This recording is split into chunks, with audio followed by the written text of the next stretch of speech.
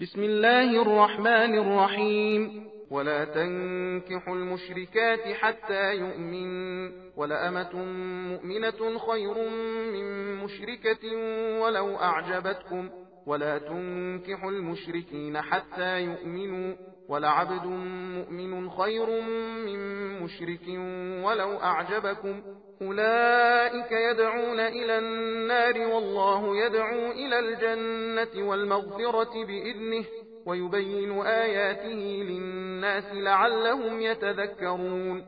ويسألونك عن المحيض قل هو أذى فاعتزلوا النساء في المحيض ولا تقربوهن حتى يطهرن، فإذا تطهرن فأتوهن من حيث أمركم الله، إن الله يحب التوابين ويحب المتطهرين. نساؤكم حرث لكم فأتوا حرثكم أنا شئتم وقدموا لأنفسكم، واتقوا الله واعلموا أنكم ملاقوه وبشر المؤمنين.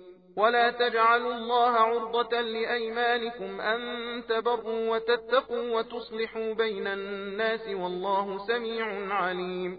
لا يؤاخذكم الله باللغو في أيمانكم ولكن يؤاخذكم بما كسبت قلوبكم والله غفور حليم.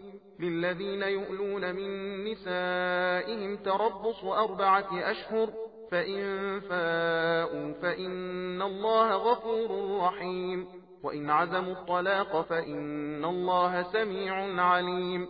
والمطلقات يتربصن بأنفسهن 3 قروء، ولا يحل لهن أن يكتمن ما خلق الله في أرحامهن إن كن يؤمن بالله واليوم الآخر، وبعولتهن أحق بردهن في ذلك إن أرادوا إصلاحا، ولهن مثل الذي عليهن بالمعروف، وللرجال عليهن درجة، والله عزيز حكيم. الطلاق 2 فإمساك بمعروف أو تسريح بإحسان، ولا يحل لكم أن تأخذوا مما آتيتموهن شيئا إلا أن يخافا ألا يقيما حدود الله، فإن خفتم ألا يقيما حدود الله فلا جناح عليهما فيما افتدت به، تلك حدود الله فلا تعتدوها، ومن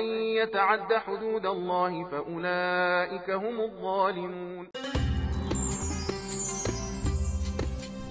सबील कुरान हिदायत का रास्ता।